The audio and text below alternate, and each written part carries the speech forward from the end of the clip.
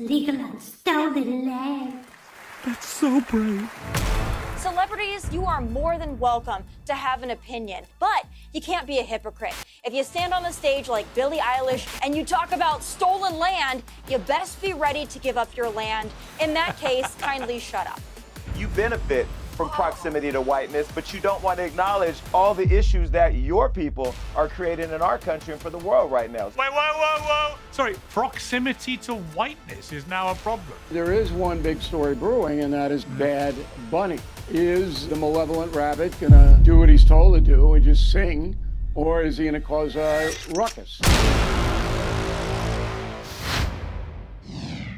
For a while, it felt like the era of celebrities in politics was over, from Hillary Clinton's toe-curling mannequin challenge to a Harris campaign, which frittered millions on purchasing celebrity love.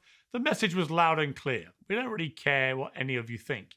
Unfortunately, like zombies descending from the Hollywood hills, these celebrity preachers are back. And whether you agree with them or not, recent history teaches us they're not going to change anybody's minds. That's why Bill Maher, who's certainly no fan of Donald Trump, used his show last week to tell them to shut up. In a country where the big issue now is affordability, outside of, I don't know, Springsteen and a few others, celebrities don't strike people as relatable or in touch. And what their activism mostly activates is eye rolls. Well, they're not listening, just as people are generally not listening to Bruce Springsteen's anti-ICE protest song, and many people would rather they hadn't listened to this anti-ICE poem read by Peter Dinklage. Iced wheels flinched and froze. Now, bare riot of candles, dark fury of flowers, pure howling of hymns. If for us she arose, somewhere in the pitch deep of our grief. And on the subject of not listening, this week's Tone Deaf Award must surely go to Billie Eilish, a supremely talented singer, but who had stars at the Grammys clapping like seals for her pretty ludicrous claim that there are no illegal immigrants in America because all of the land is stolen. Now, we can't show you the original clip for reasons to do with propriety of the clip, but this AI rendition has captured the essence of the moment. No one is legal on stolen land. Oh my God, she's so brave. That's so brave. First, I'm joined by the best-selling author and host of No Spin News, Bill O'Reilly. Bill, welcome back to Uncensored. How you feeling, Piers? Well, I was going to ask you the same thing. We both fell off at the same time for different health reasons, but we're both back, which is the main thing. The show goes on. Yeah, but with old guys. This happens to old guys. But I tell everybody, look, we're here for a reason. I believe that. And when, the time is up, the time is up. So I memorized the Blue Oyster Cult song, Don't Fear the Reaper. And one more thing about old guys. Old guys are smarter than other guys. So we got to get back in the arena. Well, talking about songs, it's a very timely link, actually. So we had the Grammys this week, which became pretty predictably a sort of relentless platform for pop stars to attack ICE, as it turned out on this occasion. It followed Bill Maher saying that celebrities risk harming Democrat chances at the ballot box. And he extrapolated to say, we saw with Hillary Clinton and then with Kamala Harris, they roll out all the big pop stars. And in fact, it had the opposite effect to what they hoped. Taylor Swift's endorsement, they reckon, actually turned people off voting for Kamala Harris, for example, and so on. And we saw it with Beyonce and Jay-Z and others. Here you have them all lining up on stage and saying, in some cases, very dumb things. I mean, Billie Eilish talking about, the ICE situation and saying, well, all land in America is illegal, therefore you can't have illegal immigrants and so on. Taking Bill Maher's position that they should all shut up. Is this an example of why they should shut up? Or do you actually believe they should all be allowed to say what they like? I don't care what they say. I mean, it's like somebody on Speaker's Corner. I mean, do I care what the guy's doing? No. But there's a good story here that's untold. In the pop music world, if you don't toe a line, it's like movies and TV, certain line, you're not going to work. You're not going to get marketing money behind your recordings. So you have to toe that line. And if you don't, then you have to move to Nashville and become a country singer. That's the way it is in America. And the second thing is that a lot of these performers, they like to virtue signal and they live in a bubble. So they only talk to people who agree with them and they go, oh yeah, this is terrible and blah, blah, blah, whatever. So they make money by saying it and they feel good about themselves. So that's why they do it. But it's so inconsequential to reality in America, it means nothing. However, there is one big story brewing, and that is on Sunday, Super Bowl Sunday, with Bad Bunny. So I'll be at the game, and I'll be, you know, I don't know if I'm going to see the mischievous rabbit or not, but if he starts this nonsense in the halftime show, all hell's going to break loose. And the NFL knows that, and they have already talked to Bad Bunny's management about it. So it's a little drama. Is the malevolent rabbit going to do what he's told to do and just sing, or is he going to cause a ruckus? That's an interesting storyline. It is. And of course, underpinning all this is the wider debate about ICE following the killings of two people in close proximity. What is your overview, Bill, about the whole thing? Because we've seen they've taken 700 ICE agents out of Minnesota now, a clear retreat, I think, by the Trump administration. Trump's own language has been much more mollifying. He picked the phone up to Tim Walz, and they clearly recognized lines had been crossed here.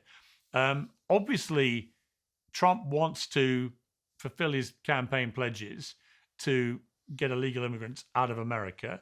Most Americans applaud what's happened on the southern border. They applaud deporting illegal immigrants who then commit other crimes. But the flashpoint appears to be ICE agents masked up, going from door to door, just apparently picking on people with brown skin, whatever it may be, and checking their status, and if they're undocumented, chucking them in prison cells with a potentially deportation to follow. Is that American, that last bit? Well, you got to take it from what exactly is happening, and people in UK and Europe don't know what's happening, and they don't understand the story, so they buy into the propaganda. Number one, I disagree with your word retreat. So what the Trump administration did was it realized that leadership in Minnesota, federal leadership, was not what it should be. And that some ICE agents, I don't know how many, I'm not on the ground, were not behaving in a professional way. They were overreacting. And as a result of the overreaction, 2 Americans were killed. They shouldn't have been killed because the Minneapolis police should have been assisting the federal raids and then keeping the crowds away.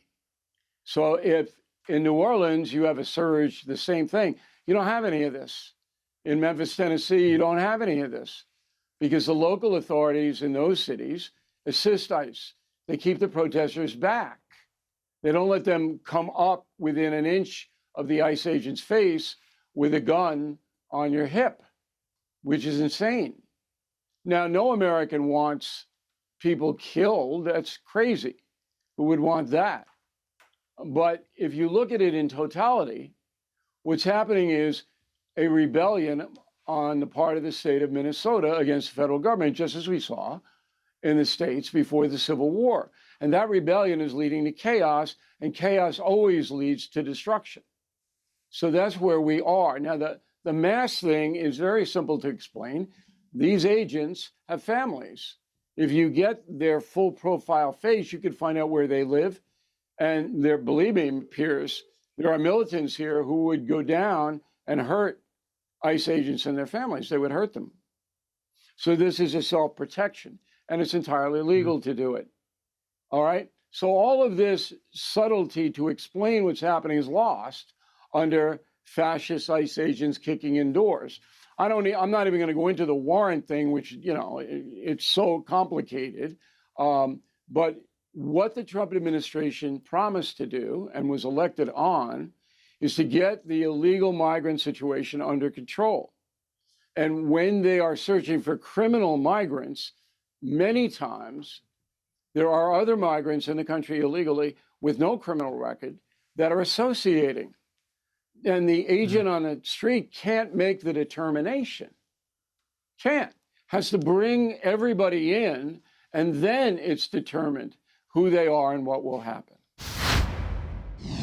You all know the story of Camelot, the Round Table, the knights, King Arthur. What you don't know is how close it all came to never existing. The Pendragon Cycle, Rise of the Merlin, tells that story. Before the legend, Britain was at war, old magic, new kings, nothing in balance. And at the centre of it all was Merlin, not the wizard you know, just a man born with power nobody could control. Every choice he made shaped the land. Every spell changed the future. He could have ended wars and ruled everything, or destroyed it all. Instead, he chose sacrifice. This isn't a fairy tale. It's an epic origin story, told with big production value.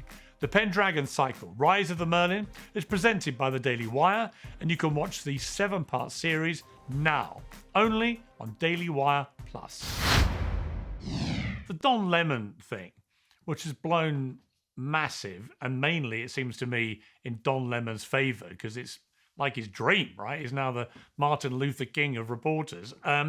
What is your take on that, Bill? As a journalist, you know, I sort of wrestle with this a bit, and I came down in the end to thinking, well, I find him a bit annoying. He's clearly very partisan against Trump. That's his whole shtick. But there has to be, in my eyes, a qualitative difference between protesters running into a church, a place of worship, during a service and potentially breaking laws by doing so, and somebody who identifies as a journalist following them in to report on what is happening. Do you draw that distinction? And therefore, if you do, is this an overreach to prosecute Lemon and the other journalist? I wrote a column on BillO'Reilly.com, and I hope all of your viewers will go to that website because it's the fairest website in the world, and everything I say is backed up by facts. So I've been doing this 52 years. I don't believe that Don Lemon is going to be convicted of anything, and I would be very doubtful that his case is even going to get into court because there is reasonable doubt. And Mr. Lemon is entitled to due process. I'm not going to convict him. I wasn't there. I don't know what he did. But if he colluded with the protesters who interrupted the church service in Minneapolis, then he's guilty. If he colluded. So they had a little meeting, and there was Don. And they said, well, we're going to do this. And Don said, okay, let's go. Well, he's guilty because he violated the Civil Rights Act. Federal. It's a federal crime. Okay? But if he just got a tip, if somebody just said, hey, Don, there's going to be a big hoedown at the whatever church it was, you ought to cover it, and he ran in and covered it, then he's not guilty. Pretty simple case, but there's a couple of good subtleties to it. So the column that I wrote is Don a lemon? Okay? So there's no downside for Don here. There's no downside for him. None. So he gets a massive amount of attention, which he needs on his podcast to make money. The lawyer he hires, Abby Lowell, more than $1,000 an hour. Don's not paying him. The far left crews that love Lemon, they pick up the tab for that, political action committees. So Lemon comes out of obscurity and into the spotlight where the president of the United States is talking about him. And he's skipping all the way to the bank. All right? So 100%. This, to me, you know, it's a nothing story. It doesn't have anything to do with anything. But it's interesting to see, and again, Europe, UK, how America works. If you are an independent journalist, as I am, all right, and we are fabulously successful without doing these things, okay, you depend on attention to sell advertising. And that's what Lemon was doing there. Finally, Bill, Polymarket has current odds that anyone would be jailed over Epstein disclosures by the end of 2026. They reckon there's a 17% chance that someone gets jailed by the end of this year for Epstein-related disclosures.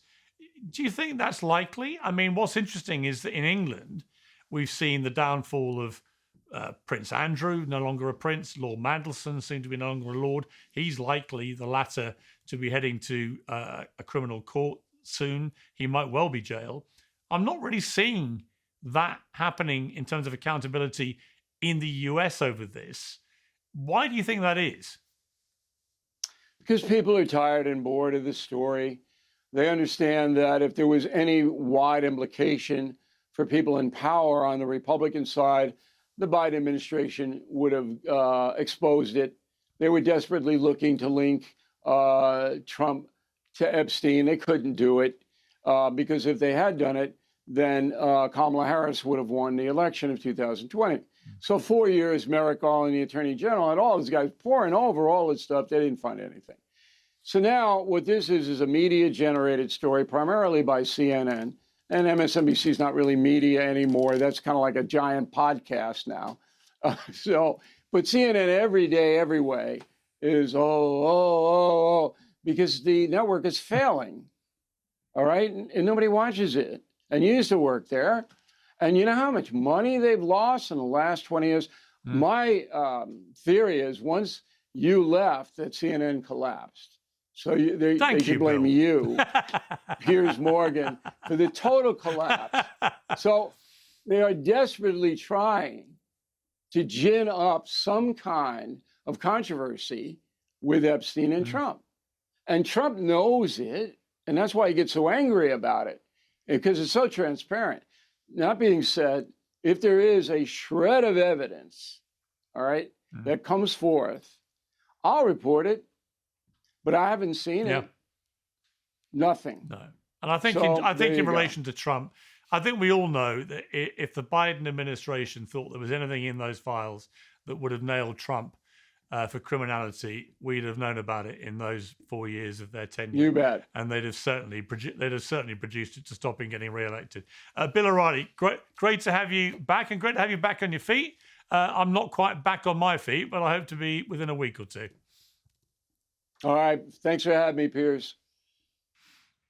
Now, whether you agree with their cause or not, are they doing more harm than good, or should the president be worried that the culture is again mobilising against him? Let's hear what my panel has to say about all this and more. Emily Austin, journalist and commentator. Tomi Lahren, host of Fearless on Outkick. Jason Lee, CEO of Hollywood Unlocked. And Keith Edwards, host of The Keith Edwards Show. Well, welcome to all of you. Emily Austin, you were at the Grammys. And you went viral for a genuinely laugh-out-loud clip of you and your friend reacting in real time to what you were hearing on stage. Just take a look. Protesting, our voices really do matter, and people matter, and fuck ICE is all I want to say.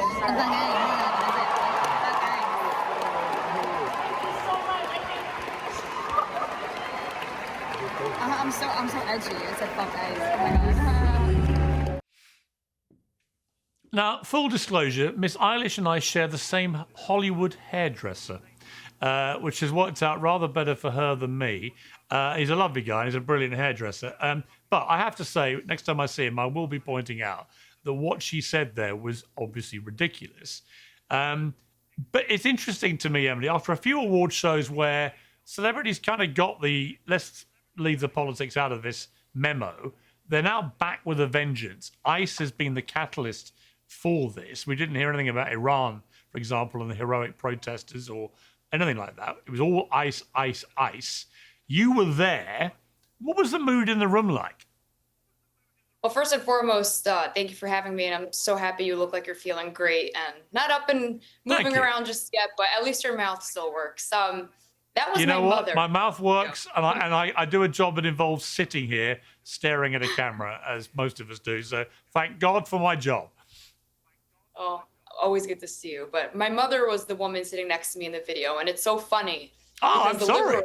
I thought it was your younger No, sister. it's a compliment to her, but the party of love and kindness and inclusivity has been the first group to attack her on her appearance, on her parenting choices. Personally speaking, I think she did a phenomenal job. But the mood in the room was, everyone was elated. It's basically a free concert for those who were invited. It's a big party. People are singing, dancing. And then every time there's a political rant, let's just call it, political nonsense, everyone kind of forcefully stands besides myself because I'm not a sheep.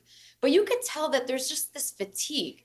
And contrary to what you just said in the intro, I don't think Trump is worried. I don't think anyone's worried, because if one thing completely dismissed of all of Hollywood's opinion, it was this past election.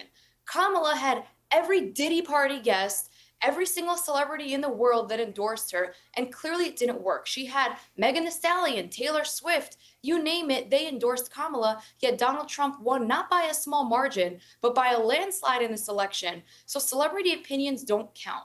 Now, personally speaking, I love music, I love theater, I love the arts. And coming to this event, I was so happy to just be there and be present. And I don't take their opinions seriously. Nobody else does either, but it's just so annoying that they speak on something that A, they don't believe in, or B, they don't put their money where their mouth is. But, at least I can reassure you, a lot of celebrities did in fact come up to me. They were like, "We love your bag, we're so proud of you." And I'm like, "Why don't you speak up?" And they're like, "Of course we can't. We work in the music industry. Our artists won't work with us." And I told you, do you really believe that the artists feel that way? And a lot of the music executives were like, actually, no, they're doing it because their publicist said it's the right thing to do, or a very woke friend was chirping in their ear, and it doesn't make a difference to them. It's very harmless to them. Tomi Lahren, welcome back to Uncensored. It's been way too long. I've missed you. I know you're incredibly busy and successful now, and we often cross over when we're doing our own stuff. So it's great to have you back. I know we've got a slight delay, I think, with you down the line. So I'll preface my question carefully. It's since emerged that Billie Eilish's own massive mansion in California is built on Native American land, and the Sinai law firm in LA has reportedly written up a 30-day notice of eviction and is ready to serve her. So words can have consequences. What did you make of this? Yeah, again, this whole notion that we exist on stolen land. I mean, either borders are imaginary or this is stolen land. You can't have it both ways, Piers. But it doesn't matter to these celebrities because there's never any cost to anything that they do on that stage. There's no social cost because everybody in the room is clapping like sheeps. They all share a brain. There's never any real monetary cost. Yeah, sometimes they donate to a cause, but that's a tax write-off. They don't compromise their security, their private jets, their lifestyle, their mansions, their property, their friendships. They compromise and sacrifice nothing. They stand on the stage and they deliver these messages because it makes them feel like they've done something without actually having to do anything at all. And they all stand in the room and they all clap for one another. And meanwhile, everyday Americans, everyday global citizens are looking at them like the dumbasses that they are because we know that they're hypocrites. Listen, celebrities, athletes, public figures, you are more than welcome to have an opinion. We're all welcome to have an opinion and to share it, but you can't be a hypocrite. If you stand on the stage like Billie Eilish and her weirdo brother, Phineas Ferb, whatever his name is, and you talk about stolen land, you best be ready to give up your land. And I believe up until this moment, I haven't heard anything from the Eilish camp about ceding their land to the Native Americans. So in that case, kindly shut up. All right, Jason Lee, they're all a bunch of shameless hypocrites who don't know what they're talking about. And if they really believe in the stolen land theory, then they should be giving their mansions back. Well, I'm not going to argue what these people do with their mansions, but a couple of things that you said that people are tired of what celebrities are talking about. Donald Trump is a celebrity, in case we forgot that. He's a celebrity that used his celebrity to become president. And his movement, Make America Great Again, is really about making America racist again. And if you want to talk about stolen land and just ignore what happened to the Native Americans, ignore what happened to black people in our country, to do that would be siding with the oppressors. And I will tell you, I'm not one to say that celebrities should matter, but this is the same president that just used Nicki Minaj to come from her home in Calabasas that was on its way to foreclosure or her being evicted, to come to an event to propel whatever message he wanted to get out there in front of the Epstein Files. We have a president right now who throws Christianity, who uses every weapon of mass distraction in order to make the American people in the world forget the fact that he was hanging on a jet with Jeffrey Epstein, sitting over there on the island, and all the documents that have been released show that all the pedo sympathizers, even on this show, defending Donald Trump, have a lot that they don't want to be accountable for. So I'm not gonna, be distracted by the narrative that Bad Bunny talking about out ICE is some way more important than the fact that most of us have sat by and watched the genocide in Gaza and have sided with a pedophile. Sir, do you own a home? Okay, well, that's... I'm sorry, there's somebody else waiting to talk. We can get into questions later because I'm ready for whatever you No, got. actually, it's a good question. It's a good question. What was the question? Do you own private property in the United States? What I own has nothing to do. It's almost as relevant as you sitting in the Grammys singing along to all the artists and using a moment to go get clout for the world to see you. I don't know. So you don't You've want never to seen answer you. I the know question. Tommy. Classic liberal response. It doesn't matter. I'm sure you Listen, own a home, listen. The and thing I'm that sure you you have to did not understand check if a Native is American had slavery is previously owned the over. land. Slavery is and you over. are part of the Listen, Billie Eilish slavery is camp over, that will and say you that don't there's no control illegals what on I do. stolen land, But you you know live in what? the Let's stolen talk land. about the. You Let's live talk on about stolen the fact land. that immigrants look like you. Wait, but let's talk about the Also, fact that because I immigrants look look too like white, you, I'm a problem. right? I'm Let's Middle talk about Eastern. Renee Good. Let's I talk am about. Middle Let's talk Eastern. about Renee. Let's Well, you talk look like about a Renee you look like Good. a white woman. You look like a white And is woman. that- wait, and Renee wait, what Good is was shot wrong in the with looking face. white? Alex Preddy What was is shot wrong and with killed. looking white? Listen. Just What's the listen, problem with looking your white? proximity to whiteness, is jumping off the screen. And so you benefit from proximity to whiteness, but you don't want to acknowledge all the issues that your people are creating in our country and for the world. Sorry, right wait a now. minute. So Sorry, wait a minute. Wait a minute. Okay, wait a minute. Whoa. Go ahead, Piers. Proximity to whiteness is now a problem. No, I'm not saying it's a problem. Listen, I want to make America great again. I just don't know when it was great and for what people. I think this is make America racist again. I mean, Piers, in our country, you'd be considered an immigrant. Until they started shooting white people in broad daylight, this wasn't as big of an issue as it is right now. So let's just be honest about that. Well, I am. I'm considered actually, for the record, an exceptional alien. That is my immigration status to the United States. I get a new visa every 3 years on average, and my exact, precise, the way they describe me on my visa is a exceptional alien. Now, I could get all upset about that. I don't think I'm an alien. I think I'm a human being. But I quite like the word exceptional, so I let it ride. But I'm curious that you would attack Emily for her proximity to whiteness. In other words, she's not completely white, but she looks kind of white. So therefore, doesn't fly. I mean, she looks like a white woman to me. I'm not attacking her. I'm addressing her. I think there's a difference. But imagine if I said to you, Jason, imagine if I said to you, Jason Lee, you're kind of black, but it's more a proximity to blackness. I get that, but I get that from white people all the time. My mother's Italian, my father's black. I get that I'm Dominican. I really don't care what people think my proximity is to, and I'm not sensitive. You know what you'd call me if I said that? I don't take it personal if anybody wants to You would call me a racist if I said that. He did just call me one. No, Piers, unlike some people that look like me, I actually think you're exceptional, and I love that you can put it out there and own it and stand in it like I can, and like everybody, like Tommy can. Right. And so, my opinion about her is her opinion about Bad Bunny. We are all here to share our opinions, and I have to stand in mine. I love Bad Bunny. And I'm very confused why you're playing identity politics. So am I. But let's come to Keith, who's been waiting patiently. Bad Bunny is going to be the big figure at the Super Bowl. He is the halftime show. He's obviously seized the Grammys and made a big political statement. He's entitled to do it. But I think if he pulls that stunt at the halftime show, there's going to be massive repercussions. Would he be wise to just focus now on the music? Well, I think, first off, Emily, I have to applaud you. I'm so impressed by your bravery wearing an American flag purse at the Grammys. I salute you. It's Rosa Parks, MLK Jr., and Emily Austin, the civil rights leaders of our time. I can't believe you were able to survive that.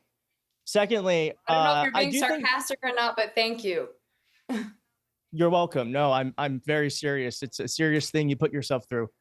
And secondly, I have to say that I don't frankly care what celebrities say. I think they're actually a reflection of our culture. And so they're just mirroring back what a majority of Americans think and feel, that is ICE is out of control.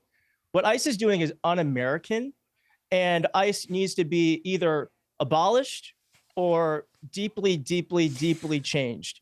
And so I think that those artists Keith, too.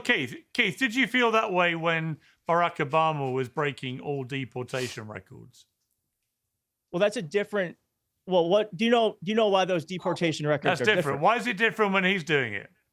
Well, it's different because the way that they classify deportations is that they actually turn people away at the border, which is what Obama was doing. No, Obama deported. No, Obama deported.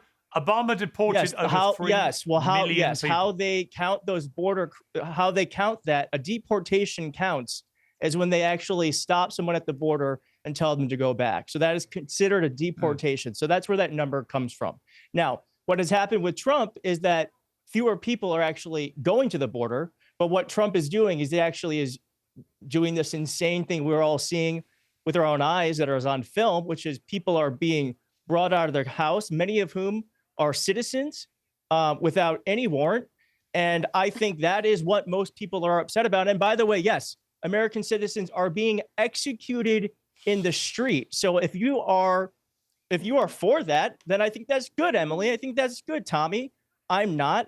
I'm glad that there are actually some important, powerful people who are saying that this needs to stop. I wish the billionaires, I wish the CEOs, I wish the people who, as you said, the music executives were on our side. But I'm glad at least some people with a little bit of power are speaking up for those who cannot speak for themselves. All right, let me come back to Tomi Lahren. Tommy, linked to this, we've had the spectacle of the resurrection of Don Lemon as the Martin Luther King of journalism. I got to say, the moment I heard Don Lemon had been arrested in Hollywood, I was like, Donald Trump, what are you doing? Why are you giving this guy the thing he's dreamed about his entire life and the thing he most desperately needs right now in his career, which is giving him the national stage to play the martyr, which is exactly what he's done. And fair play to Lemon, he's done it. But you know, we're all in our way, I guess, we're media people, journalists, and so on. I felt uncomfortable seeing him get arrested. I felt it was an overreach. I think you've got to draw a line between people who are protesting and maybe breaking laws and journalists reporting on it. Whatever you think of a journalist, and whether you even think they are behaving like proper journalists, he identifies as a journalist. He was reporting on it for his show and so on. Did you feel comfortable seeing him arrested? Do you think that was the right precedent to set? Well, Piers, I got to be real honest with you. I could not care less what happens to Don Lemon, if he's arrested, if he's not. I don't care what he does.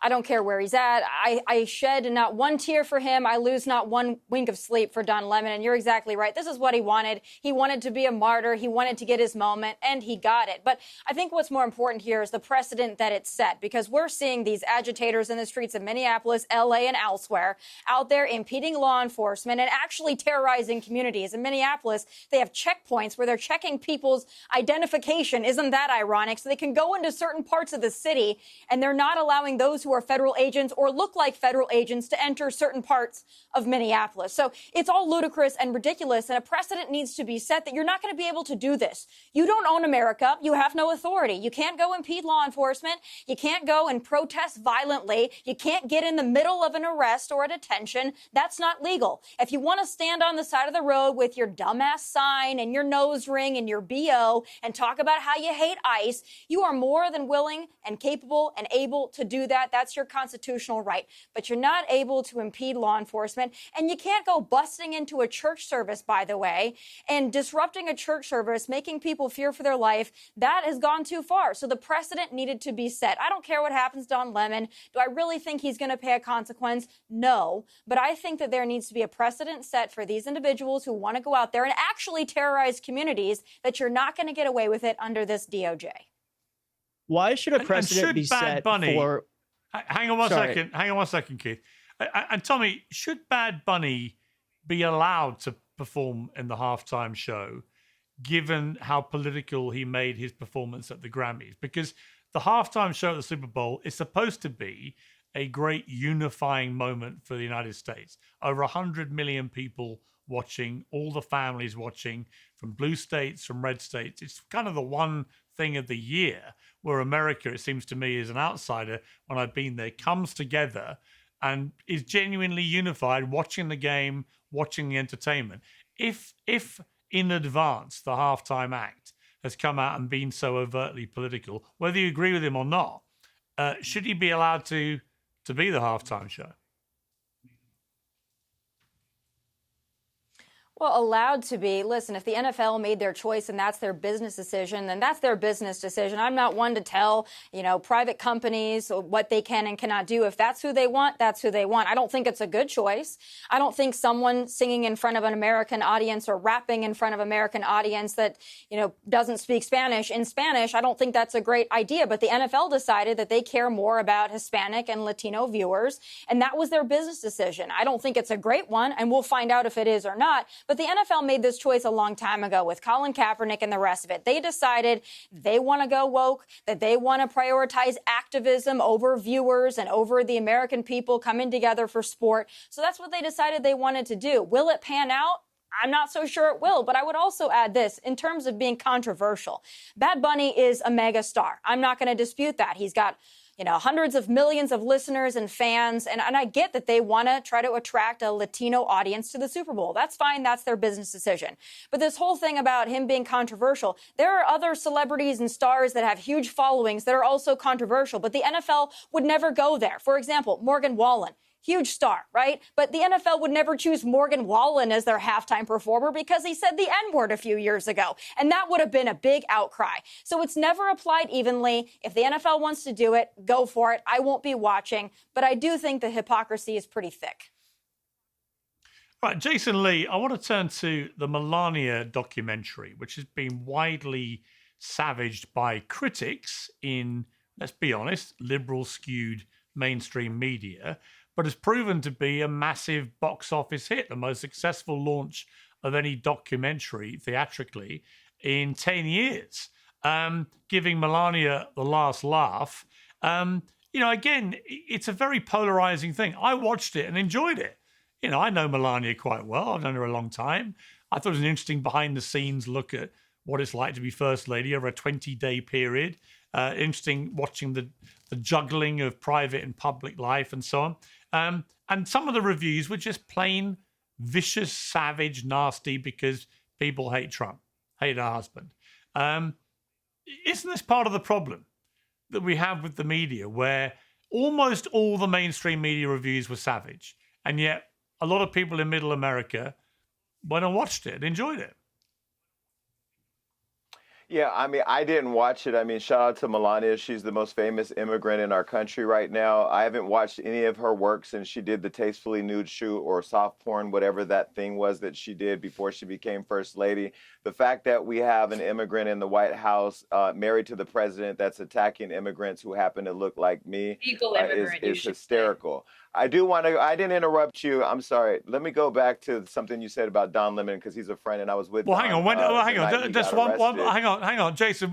To one point, as Emily said, whereas either but Donald, I do want to speak on that too, hang on. Whereas Donald or Melania Trump attacked immigrants, from what I've seen, they've attacked illegal immigrants. And Melania made the point, she did everything legally. She did it the right way. And like millions of Americans who came in legally into the country and did everything the right way, she's entitled to feel pretty pissed when people just float in over an open border, isn't she? We can't erase history. We've seen legal immigrants in our country separated from their families. We've seen people here legally sent to countries that they haven't lived in. So we're not going to act like that didn't happen, just like we're not going to erase slavery, just like we're not going to erase what happened to the Native Americans. History does still matter in this country, even if you take it out of the school system. Now, I know that the fragile the fragility of the people that you have booked here with me today keep hemming and hawing and moaning because they can't handle the truth. Maybe it's not in their script,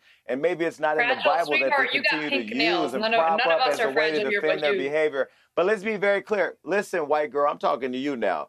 You can just calm down and let me finish my sentence. She's not white. You, and you can keep. She's not white. She has a proximity to whiteness. On the voices of people of color. Listen, Piers. I said what she is. She can say what she is. She can cry in the car about it. Do another video that goes viral. At the end of the day, what we're talking about in this country is a lack of compassion. When we talk about, the Pledge of Allegiance, justice for all, that means all people. Bad Bunny is an American. He had to remind you that Puerto Rico is a part of the United States, even though you want to lump them in with all the illegals that climbed the gate down in Mexico. And let's be very clear. Immigrants look like all of us. And so why are we only focused on black and brown? I didn't see Bad Bunny say I'm performing at the halftime show because I want a bunch of Mexicans to pull up. And I didn't hear the NFL say that. I've seen Jay-Z integrate culture, diverse culture into the Super Bowl. We saw Jennifer Lopez and Shakira make a very political statement about when they had dancers in cages at that time during their performance. Let me bring in the others. Let me bring in Emily. Emily, your response. I'm still waiting for the punchline because you started with something and then you went to something else. I am, according to you, a white girl. I love Bad Bunny, so I'm not really sure what your point is. You keep calling people white as if it's a bad thing. You keep saying America is a place for only white people, yet you are here. With all due respect, if you're on this show, you must be slightly successful. You said you are part black. I'm not sure what your background is because I judge by merit. I'm not part of the DEI clan that judge people by their race or ethnicity. I care about two things. If you are legal in this country, then you are a citizen. I don't care from where you come from, as long as you do it the right way. Both my parents came to Ellis Island and did things the right way. So I don't think it's fair when people just illegally cross the border, cutting the line, and then reap the benefits of American citizens. And number two, I don't care what your skin color is or your ethnicity or your religion. I care that you're a good, kind person and that you're not indulging in these identity politics and trying to play the victim. And you, sir, are a hypocrite because I'm sure you literally are an identity conflict sitting right here on the screen. Listen, I know more of who I am than you appear to know who you are. I haven't seen your parents' paperwork. I haven't seen your parents' paperwork. How do I know that your parents came here legally? Everything that you've said on this show has been negative. Don't talk over each other. All right, I want to bring in. All right, we're running out of divisive. Okay, period. Time out. We're running out of time. I want to end with two things: one for Keith and one for Tommy.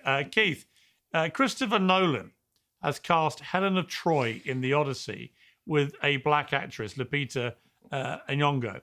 Elon Musk says Chris Nolan's lost his integrity, and this is the on-running thing, right? Which is, if you made a movie, a dramatized movie about Nelson Mandela or Martin Luther King and cast a white actor, all hell would break loose. If you had a black James Bond, right, people would say, yeah, that's fine. By contrast, Helen of Troy, again, if it's a black actress playing Helen of Troy, is that right? Is it the right way to do things, or is it deliberately antagonistic? I don't know if it's antagonistic. I think art's supposed to be subversive, right? And so I think there's some subversion happening there. I think that would be interesting if you want to do a Broadway show about a white MLK Jr. I don't know how you do that, but I think it could be interesting. It certainly would get a lot of attention. But you'd have a white actor doing the "I Had a Dream" speech. Again, art's supposed to be subversive. I don't think there should be any rules around this sort of stuff. So I think if someone wants to have a black Come on, you've even lost Jason Lee on that one. That's how far wild that one is. I think art should be subversive. Now, is there going to be a market? Is there going to be a market for a white MLK Jr.? I don't think so. But if someone wants to do that, then they should go ahead and give it a shot. I wouldn't recommend it, but I think art's supposed to be subversive. And so I think one of the reasons why that doesn't happen is because there's probably no one that's wanting to watch something like that. Whereas I do think there is a subversion that happens. Like Hamlet is a very great example of that, where they've had black actors play white historic people because that's true. There was and I think I do think there's something interesting about it. I don't think there's anything wrong with it.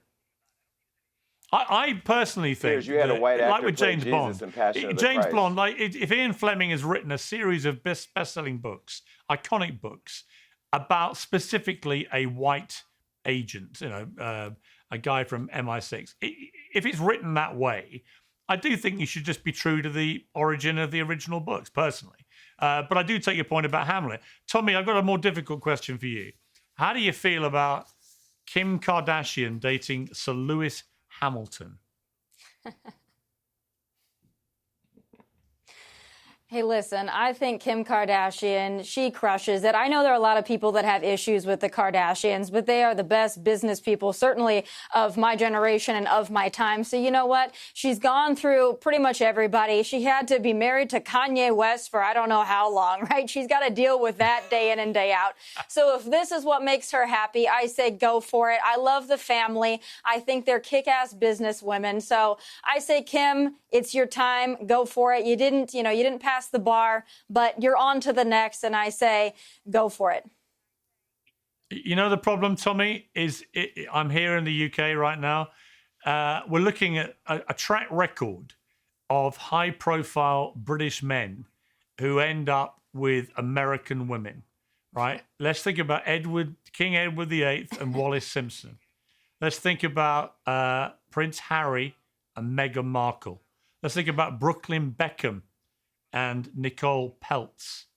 So there's not a great record here. There is a firm lesson, surely, that this doesn't work. That's my concern. Now, I happen to love you and love Emily, but the track record of you American women pairing up with high-profile British guys, it's horrendous. Well, I reassure you, I probably won't end up with a high-class. Well, listen, Piers, I think that this is our revenge.